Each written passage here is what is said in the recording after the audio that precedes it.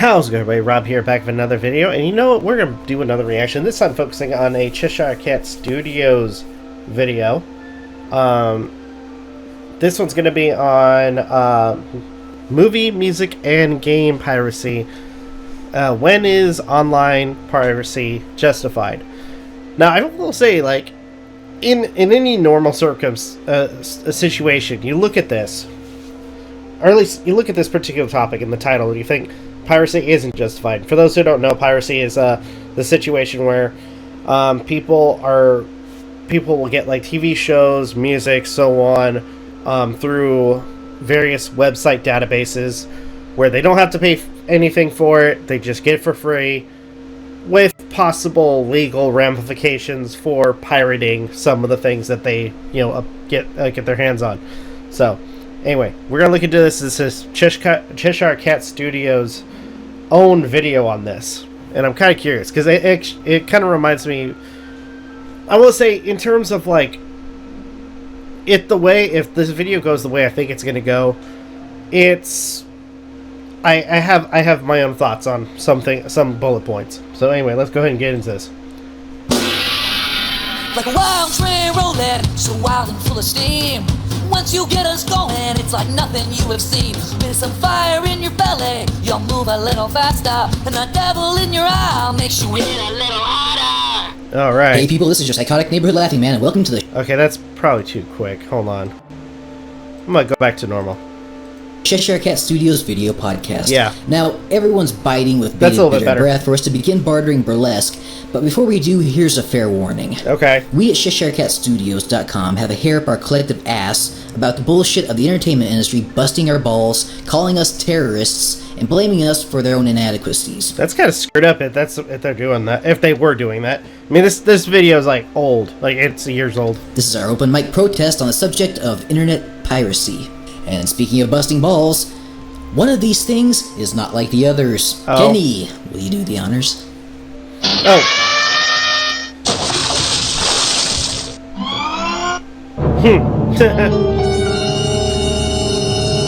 I think that's B-Mask. Now, I'm gonna say this. I've watched a few of B-Mask's videos, his solo videos, and they're actually pretty good. Okay. Wait, I didn't get to read that. What was that? What did that say?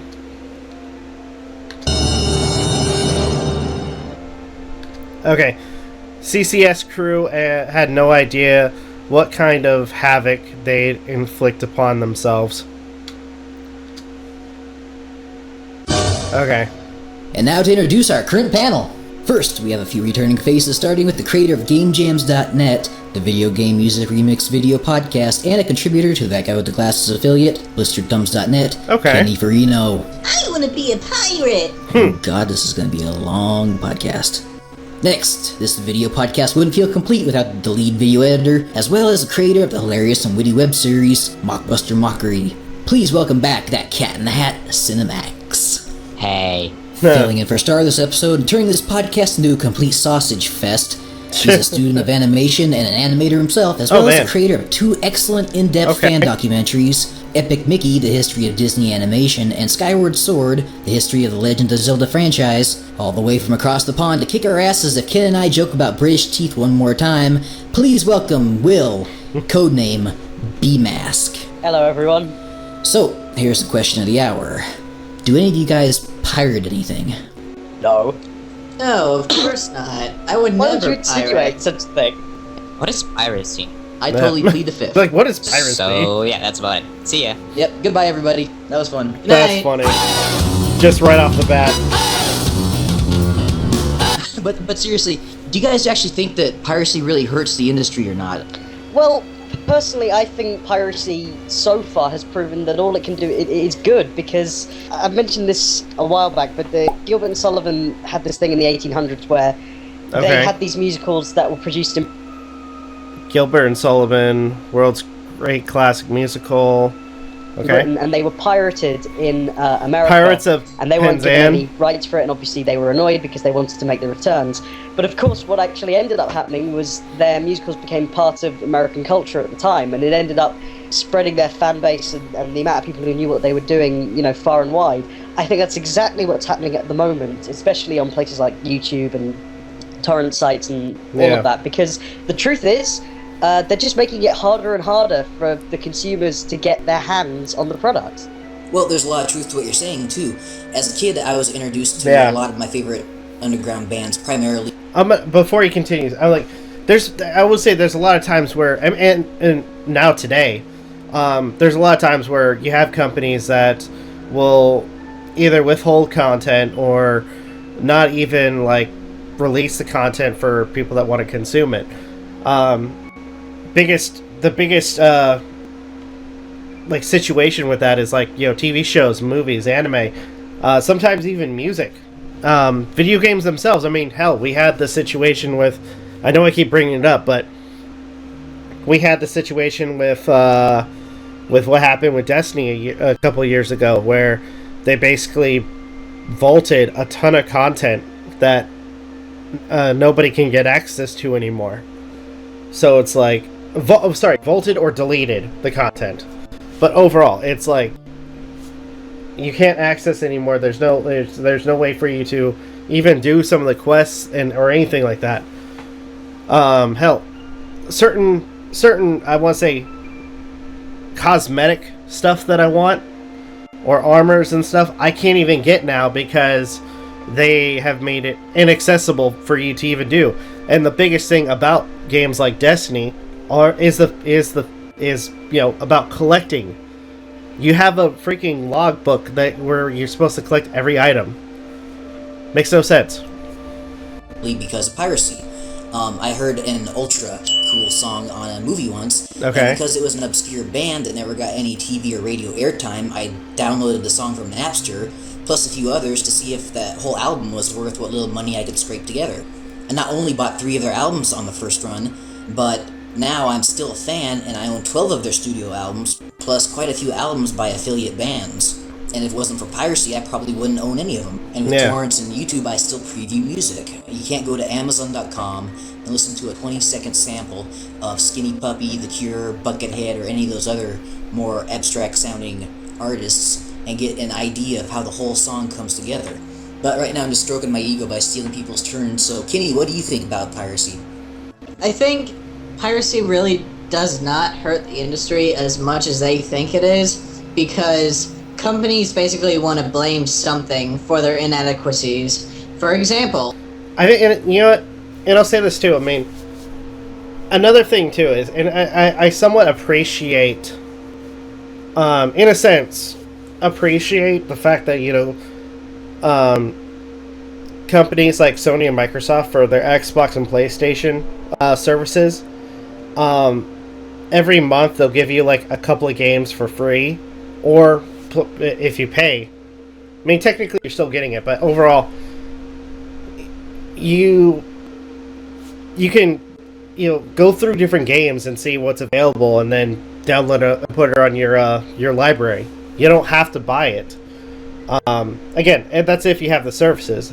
But I think the biggest question is, especially for a lot of people, is in terms of like piracy and stuff, like, and depending on the pricing, I'm like, did you have any intention to buy it in the first place? I think that's the biggest thing. Either that, or it's like, would you pay for it for the prices that some people are asking for? let's take the gaming industry right now, which has some notorious examples of some games being pirated to all hell. Yeah. For example, we had Spore, which was pirated Spore more than 1 million times. I can't think why, considering how good the game is, which is not a lot. Yeah, it was basically... It was I have the game. exact figures right in front of me. It was pirated a total of 1,700,000 times. Damn. And Damn. it making it the most pirated game of that year. It is ridiculous. But Spore still did really well, and Spore still got some spin-offs. What does that tell you? The gaming industry, and any other industry like movie industry, etc., basically wants to make an enemy of something, so pirating is their scapegoat. Well, from my experience, the record industry and the movie industry both host these gigantic loss figures, saying that they've lost millions of sales and whatnot, and as Mark Twain once wrote, there's 3 kinds of lies. There's lies, damned lies, and statistics. Okay. Yeah. loss of sales figures that the RIAA and the MPAA use are entirely skewed in their favor, because they always say that these are sales that they've lost, but really, when someone pirates something, they really never had the intention to even legitimately buy it in the first place. Of course, what's interesting is there's enough evidence to prove that the corporations have created the piracy in the first place. Such as, well, they were saying that CBS actually created CNET, which was co-branded with products such as BitTorrent and LimeWire. So what they were actually doing was they were promoting the piracy tools so that people could, pirate the stuff and then go back on their word and sue all the people who used it, which I think is absolutely, horrific. It's funny he says that, because, there are a couple times I've talked about, situations like, especially with like California, where you have various stores. I mean, I want to say the states that have a large issue with shoplifting, so to speak. And it seems like, especially with states like California, policies are put into place not to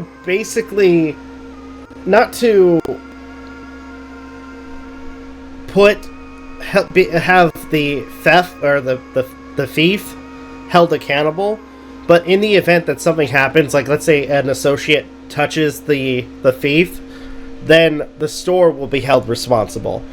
Basically, creating new rules and policies where associates can't confront a thief when they're stealing mass amount of product, and going as far as putting everything in locked cabinets and stuff like that. Basically, making it harder and harder for people to actually do their shopping, which is, I mean, in my opinion, utterly ridiculous. And honestly, at this point, I mean, with policies that basically, are more for the thieves' benefit rather than the stores, it does seem like we are like the state and other organizations are literally like just promoting theft. That's just my opinion, anyway. There was a story about a single mother who was sued by a company for about $3 million. Damn. For downloading a few Britney Spears tracks, about 3 of them. So, the record industry and the movie industry really has a history of, like, trying to demonize the hell out of anybody who pirates. You've all been to the theater and you've seen that one movie where it's like, you wouldn't steal a car, you wouldn't shoot somebody, why would you pirate a movie? And it's absolute bullshit. Of course, the worst one, which I remember from VHS tapes, was, and this is no word of a lie, they used to have, at the end of a kid's film, a big angry red man in front of a giant fire poking it with a poker, and it would go, "Piracy is illegal, it is a crime." Yes, because a fucking kid understands what piracy is. Right. Exactly. Long time ago when BMask, okay. By Jove! This latest Pixar motion picture is of most exceptional quality. Okay. You got... Watch out, BMask, you little motherfucker! Okay, that was funny.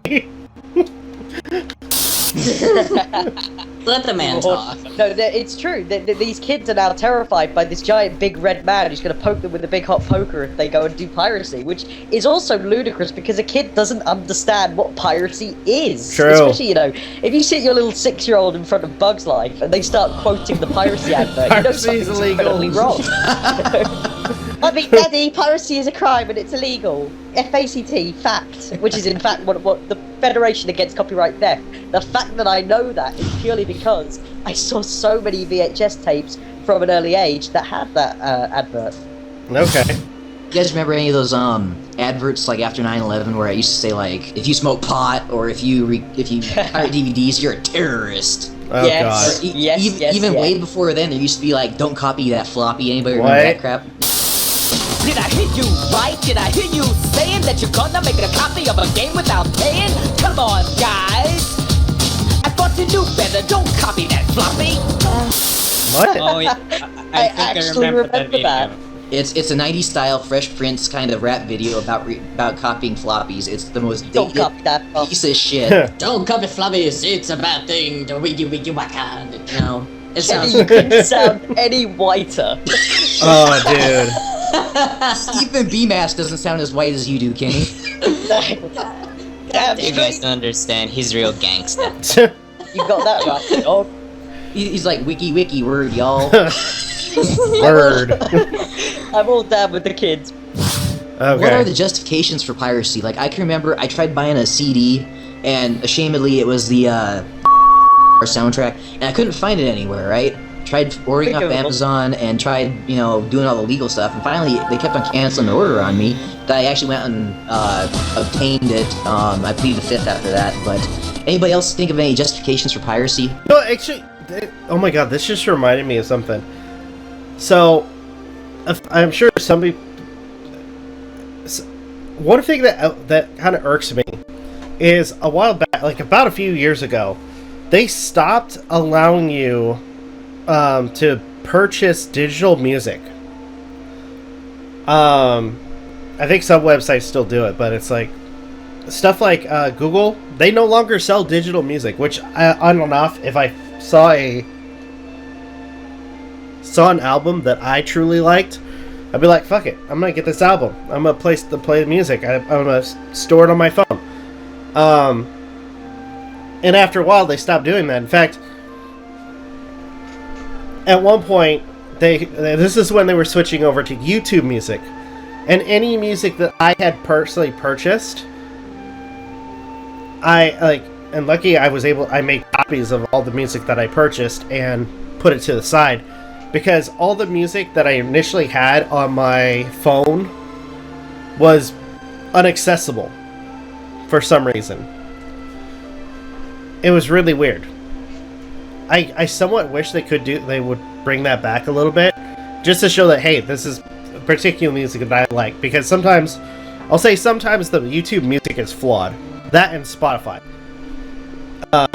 Like literally, I make a playlist of particular music that I enjoy, and then all of a sudden I'll get this random song that I've never heard of, and I end up not liking it. So anyway.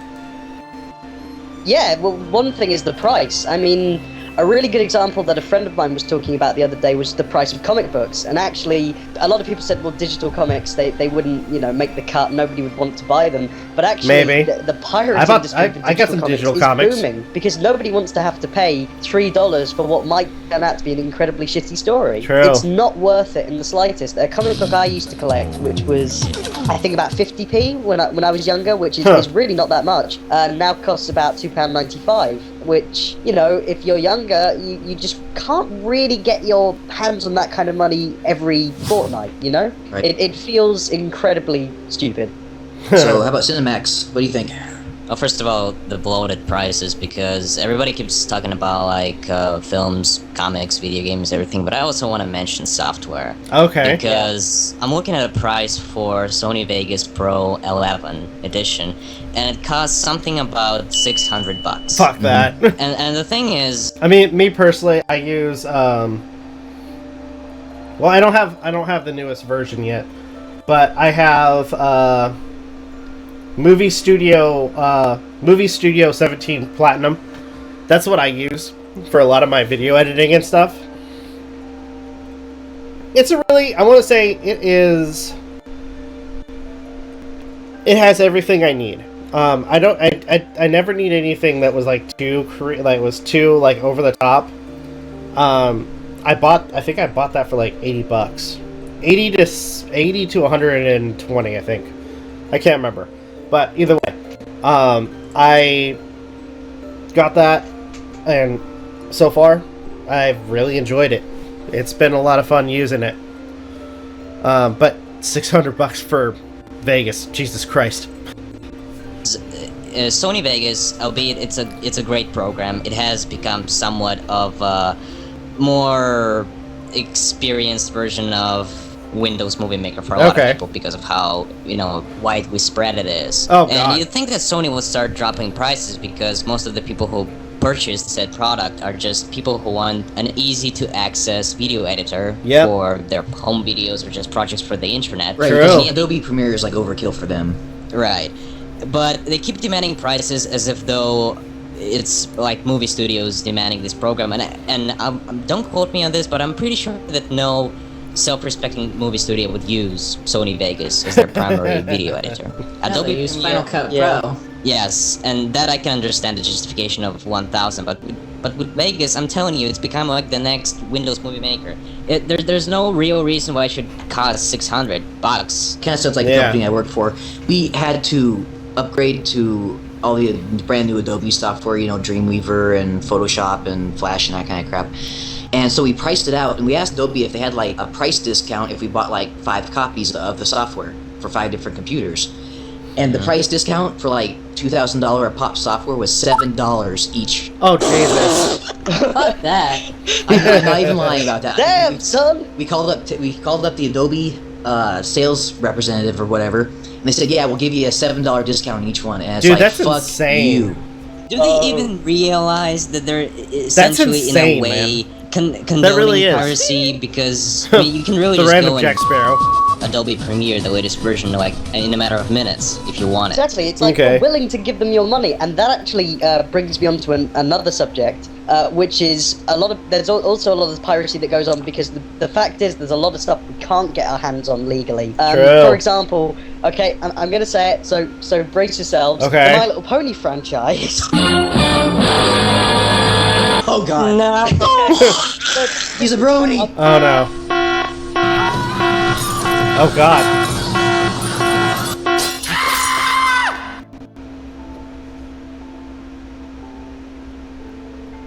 Sadly, that is an actual video of something like that happening. But I'm gonna say this. To each his own. You know what? I'm gonna say this. If you're a fan of My Little Pony, I could care less. Just as long as you're not forcing that on other people. Though, I'm gonna say this. To the special few, you know what you fuckers did. And I'm sure some people are probably wondering, like, what I mean. No, I'm not even gonna bring it up. I'm just gonna say, you special few, you know what you fucking did. You need to stop. You sick fucks. But anyway, yeah, I'm not gonna judge people for watching My Little Pony. Apparently, the guy that played Q is in it. But anyway, I'll be brief. There are people who want to get their hands on certain episodes. This actually also applies to cartoons like Hey Arnold, and they're not releasing Hey Arnold was awesome. certain, back in the day, series, DVDs, episodes like that. So people have to go. People who are fans who want to give their money have to get it themselves. Oh my god, that is a thing. There's no other alternative, and I think it's only fair that they, by pirating, they're actually saying, we do want to give you our money, but you're not letting us. Yeah. This is our way of protesting. So, but unfortunately, a lot of companies don't see it that way. Oh, Jesus. I'm still not sure why Hey Arnold hasn't gotten a full sort of box set as of yet, because it is one of the more popular series, especially if you look on YouTube, and yet they keep taking the videos down and doing nothing about it, which, what is anybody supposed to take from that? It's on Netflix now, though, which is nice, but... Yeah, true. That is something, yeah. Yeah, and that does help with explaining justification from pirating, because people want the stuff, plain and simple. True. If people want it bad enough, they'll find it if they can't get it in a reasonably legal, justifiable way. People will always find ways, yeah. It's the same with game companies. If you're going to charge $60 for a product that may be subpar, like Shadows of the Damned, which is pretty subpar, then yeah, I think people want to pirate that shit instead. I won't tell you guys how many terabytes of music I've pirated. Jesus. Pleading the fifth. Well, like some of the underground bands I listen to, I do support them when I buy their music. But if you guys compare the price of even like the online $1 a song legal ways to obtain music, it's just as horribly expensive as going out and buying the CD. And the CD it's actually more expensive. than buying the CD, because CD you got to factor the packaging, the shipping, the print costs, and the store's overhead.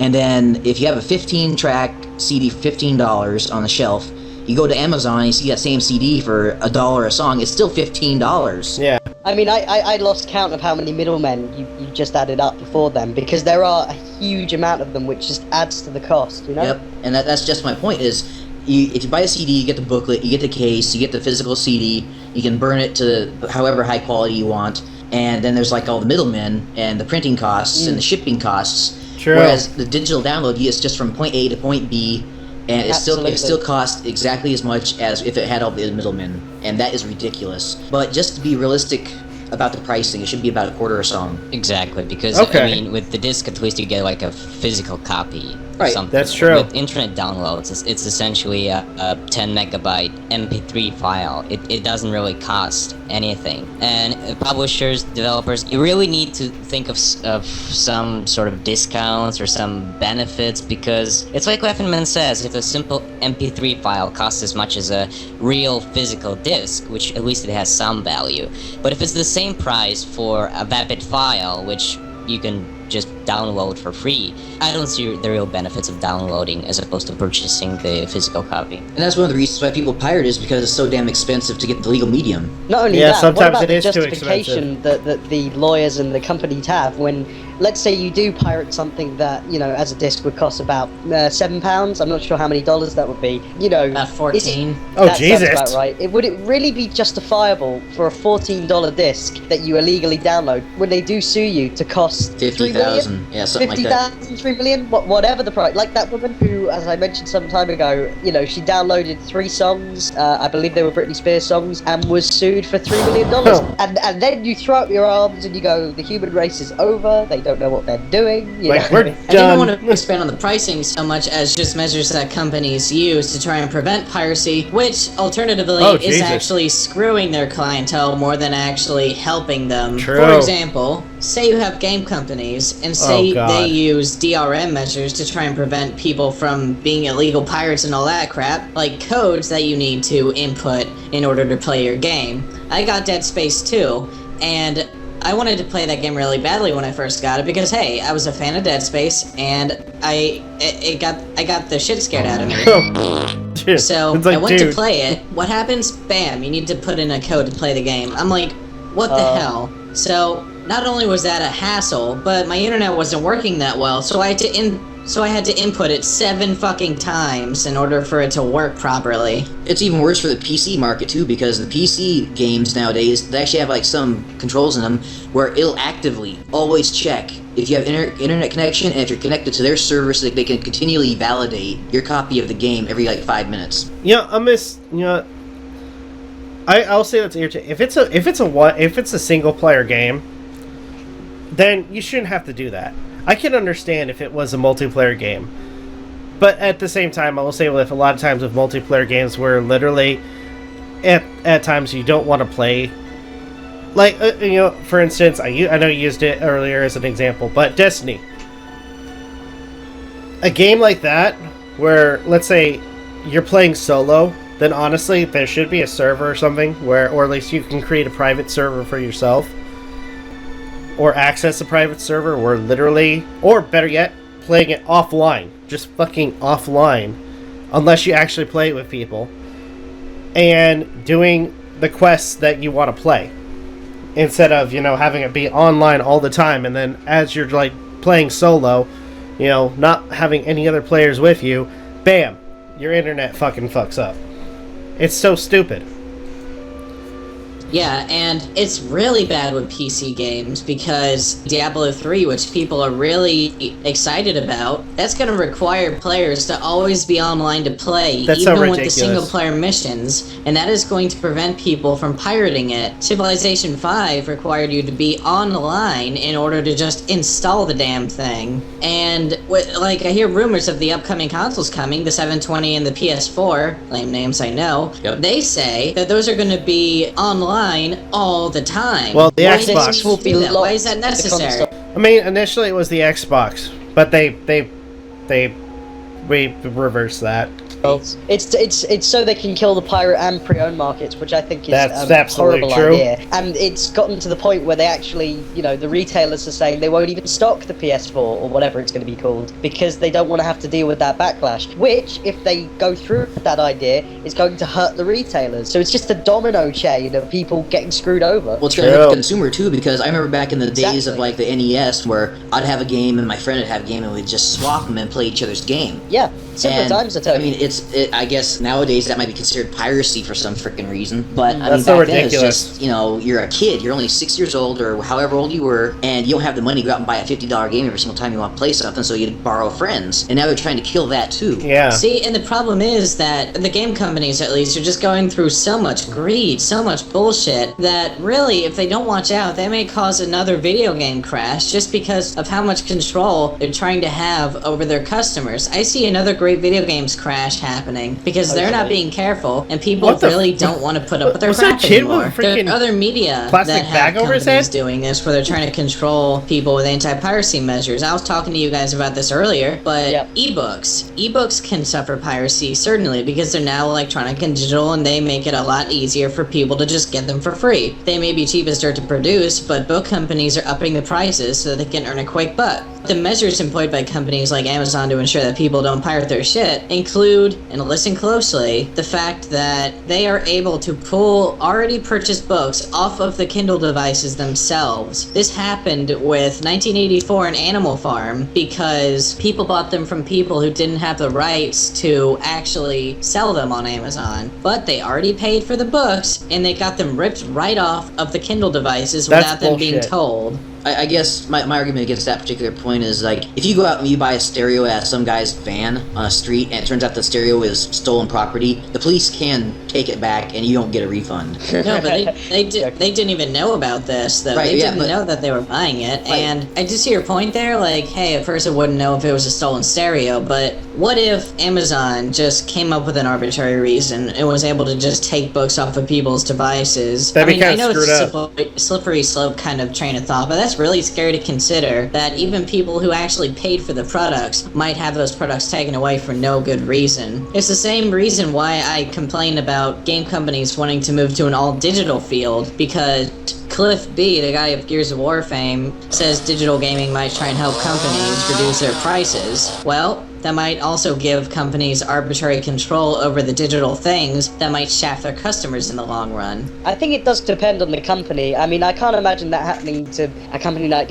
Double Fine, creators of Psychonauts and Costume Quest, etc. But I can see that happening to, all of the much larger companies and the publishers, especially. Activision, EA, all those douchebags. Yeah. Capcom. Oh, yes. See, I tell you what, these companies, especially. These companies are just amorphous blobs. They'll all come into contact with other companies, just eat them, and the only companies they won't eat are each other. That's why we haven't seen Activision and what's the other one? That other one. EA. Activision and EA. Thank you. Activision and EA. That's why if they come into contact with each other, there'll just be a temporal flux. Nothing will happen. So it's absolutely abysmal. That's why we've got this whole Activision Blizzard bullshit that's been going on recently, which it hasn't come to anything of any importance. Yeah, Cinemax. Like, there's Capcom only allowing one save slot in the new Resident Evil game, and then, of course, bullshit. Capcom's latest debacle, where they actually have content locked on the disc of, like, 12 or 13 characters that they were going to have available as DLC at a later date, but they were all finished characters, so you pay for those characters twice. It's crap. In fact, didn't they do that for the earlier Marvel vs. Capcom for the Xbox 360? Where you had all the characters, all the characters were made, but you had to pay extra just to even get access to the characters. It was BS.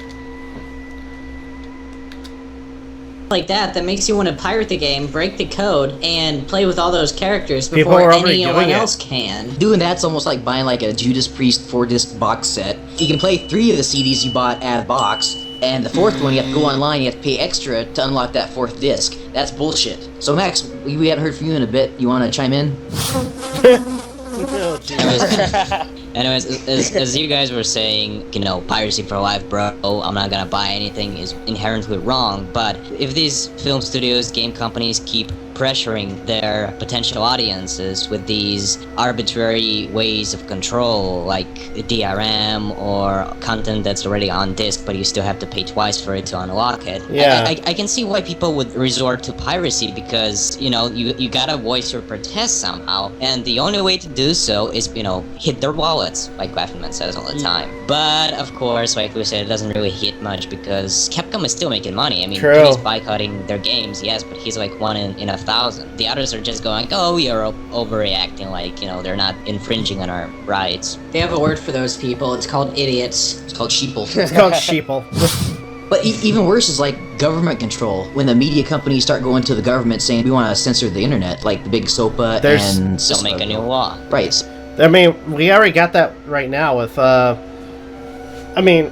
with the current surge of that, with it started off with some group in Australia that basically were harassing organizations like Visa and MasterCard, now PayPal, by the way.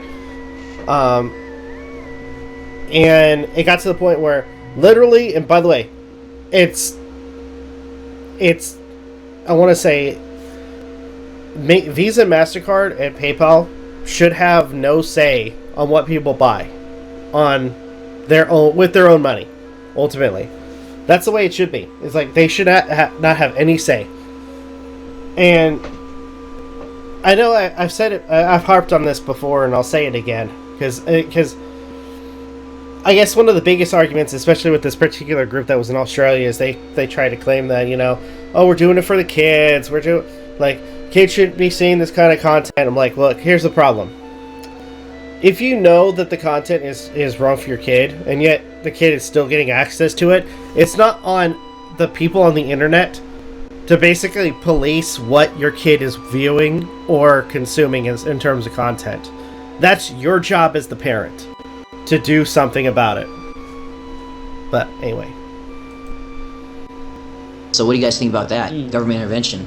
I think it is very real, myself. I don't It's know what real, you guys, but it's think bullshit. of the again, it can sound like a conspiracy theory if taken to the extreme. Well, it's happening right now. That was the whole point of the SOPA bill, was that the government had a dictatorial say in what sites American people could look at. Like, they'd put like IP blocks on the Pirate Bay, which is based in Sweden, I believe, and other type of torrent sites. The internet is... I mean, it's still really young, and it's very uncontrollable, so there's no practical way to actually control it. True. Well, 5 years ago, people were up in arms about Google censoring itself for China. Anybody remember that? I mean, Google went to China, and the Chinese government said, well, we have to censor these websites, and you can't show those to our people. And now people really aren't as uptight about when it happens to our own country. I have heard quite a few horror stories. I mean, I know that our government at the moment, the Conservative government, there was, you know, huge news that they were going to monitor everybody's emails, they were going to make everything completely wide open, and I believe they're still pressing for it, which is, you know, it's ridiculous. Not something that you can go to bed easy on. Well, if you're scared about BMask, I can show you how to encrypt your entire hard drive. So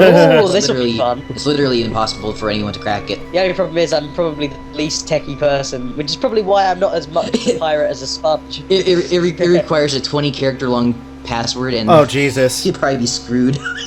Like password. Oh, it's that thing with the 700 numbers. Oh, my Evangelina porn. Oh, my god. Classy.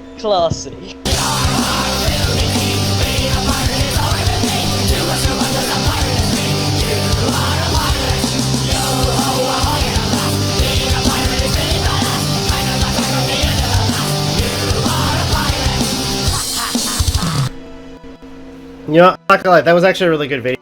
But, I mean, like I said, it's an interesting conversation to talk about, because piracy, I mean, ultimately, like, if you really think about piracy, it is something that is wrong. I mean, to an extent, you are, you know, getting, basically, in some eyes of, you know, the community, you are stealing content. But at the same time, it does seem like, in terms of policies, procedures that are presented by, you know, stores, organizations, and so on, they make it difficult for people to actually get access to some of the content that they want. Is piracy justified? You know what? it's strangely enough, I'm just gonna say it's a double-edged sword, because you can try doing piracy, and you could get into the content. I'm pleading the fifth, by the way, pleading the fifth. I'm just gonna say this: in the event that you do commit to piracy, then you know what, you get content for free. Okay, there. Now you got to realize too that in the event that you get caught, there is the possibility of legal ramifications involving said piracy. So anyway, I think for now I'm going to go ahead and end this video here. Like I said, really great video, really good talking points. If you guys can, please leave a like, comment, share, subscribe, all the good stuff. If you guys want to follow us on social media, links are in the description down below, as well as check out our daily content and the weekly podcast. With that being said, this is Novakast signing off. Have a good one. Take care, and I'll see you guys next video.